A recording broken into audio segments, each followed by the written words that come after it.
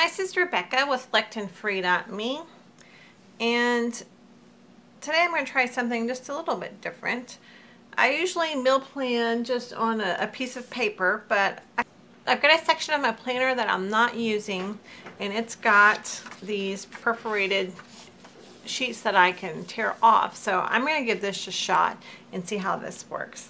Now I kind of made a little inventory. I went to the refrigerator with this notepad, so it's, you know, kind of messy, and made a list of what I have and don't have that I know that I need before I start my meal planning. Things that I need to use up, and then just some staples that I know are missing. My husband worked late a lot last week, so we didn't cook as much as we normally do. I have several green things in the fridge that I need to cook.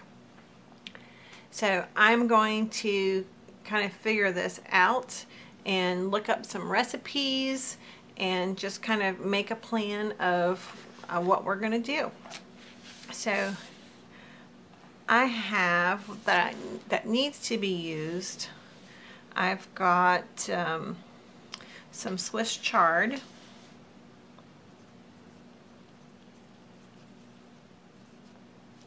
some kale, some Brussels sprouts,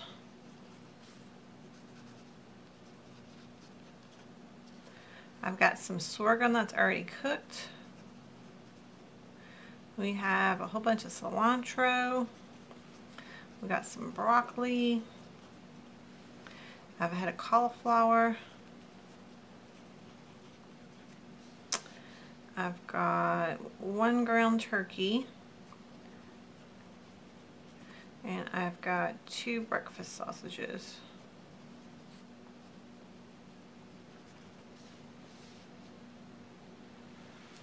And I've got some chicken. Okay, so these are the greens and things that I need to use up. And I'm going to figure out what kind of meals I want and then what else I need to buy from the grocery store. So I've got both kale and Brussels sprouts. So I'm going to look up and find a kale and Brussels sprout salad. I like the one that they have at BJ's Brew House. That's one of my favorite things to eat, but I can't eat the Brussels sprout part of it because they marinate them in soy. So I want to see if I can find something similar to make and see what ingredients I need to use. I was totally unsuccessful at finding a kale Brussels sprout recipe that I want to use. So I simply am going to make one up. So we're going to have kale and Brussels sprout salad.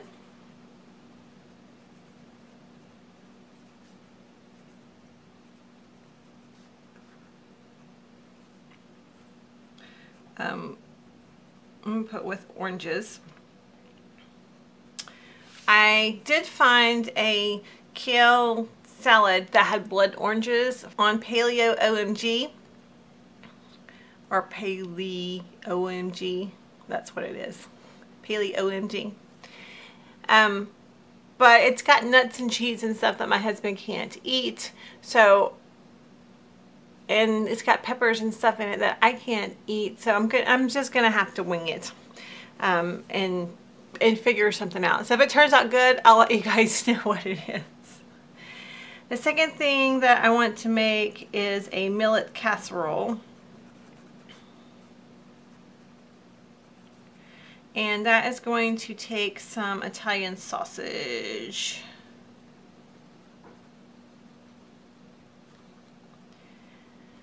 I know you've seen the taco, I guess it's like a tamale casserole. And the millet is kind of like cornmeal-ish consistency. And you can make like little millet cakes that are kind of like polenta. So I'm thinking to do something with that, with some Italian sausage and not tomatoes. So I need to do a little more research, and I'm sure I probably have maybe some carrots and other veggies in it, and olive oil instead of, ooh, no, that wouldn't go very well. If I make it Mexican, I've got a bunch of cilantro I need to use up. I can make like a cilantro pesto-ish sauce. Can't use the nuts because my husband can't eat nuts. But I could figure something out with, yeah. That might be good too. Okay, so I'll let you guys know how that turns out. What else do we want to make? I need to make some burgers because I've got some ground beef in there. So I'll do the salad with some sort of meat. This will have meat in it. Burgers and fries. I've got sweet potatoes already, so I don't need that. I do need some more ground turkey, like just plain ground turkey. And I'm just going to put a little count here by how many I need. And then we can have some fish and chard and asparagus. I don't know if you guys have had chard and asparagus together with some balsamic on it. That's some really good stuff. Okay, so I used the Brussels sprouts, the kale, and the Swiss chard. Probably going to use the cilantro possibly in that. If I don't, then maybe we'll just make another Mexican dish. Maybe we just need to make some tacos. That sounds really good. That would use that. And then I've got some broccoli, cauliflower, and sorghum. That would be good in some stir fry. So that and the sorghum. Let's see. Maybe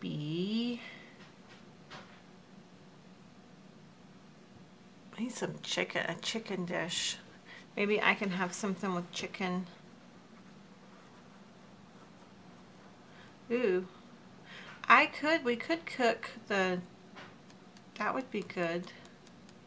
Chicken on the side, I can use part of it in this dish, and then I can use part of it, let's just put grilled on here, part of it for my lunch. I'm gonna put chicken and fish grilled, because my husband can eat it. Yeah, that works. Okay. I put stir fry. This is going to be another ground turkey. And this is going to be beef and turkey. And burgers are going to be beef and turkey. Because my husband can't eat beef and I've got some beef that I need to use. So we'll kind of make 2 batches of it. Okay, so we're going to have some kale and Brussels sprout salad with some of this chicken and fish that's grilled, and then we can also have just regular salad with this to eat for lunch and so forth. What else could we have with that? Ooh, I know what we need to have, and some roasted veggies here.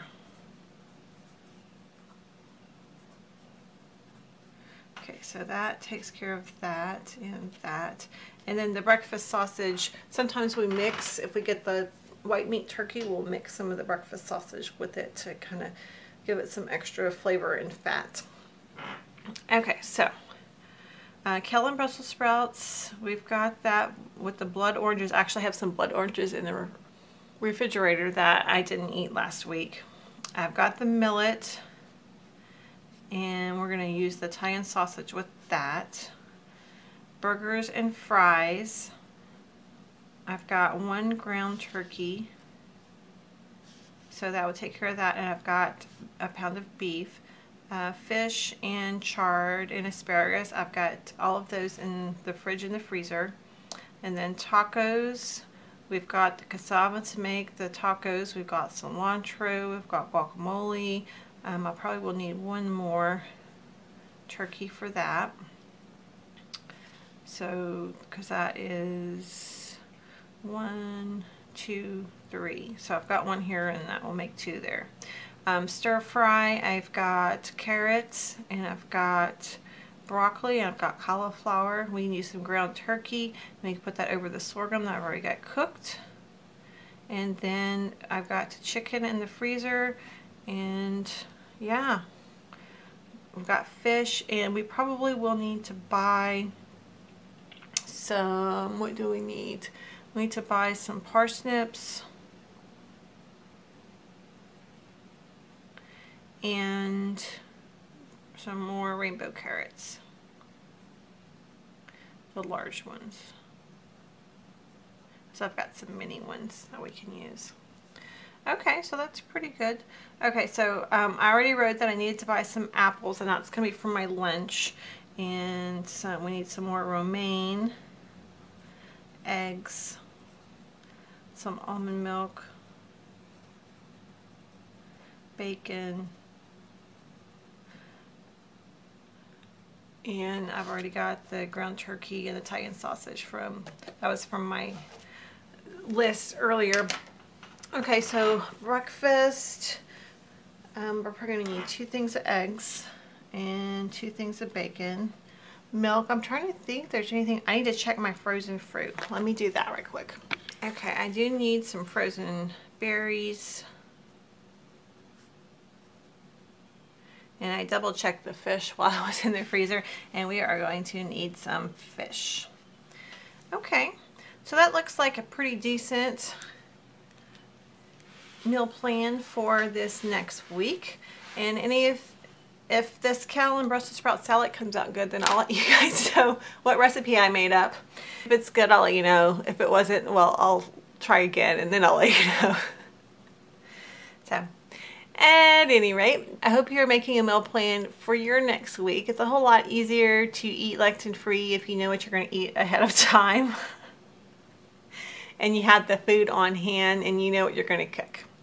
So, hopefully this has helped you. If it has, give it a thumbs up. And as always, I appreciate you watching my videos. And good luck on your lectin free journey. Bye.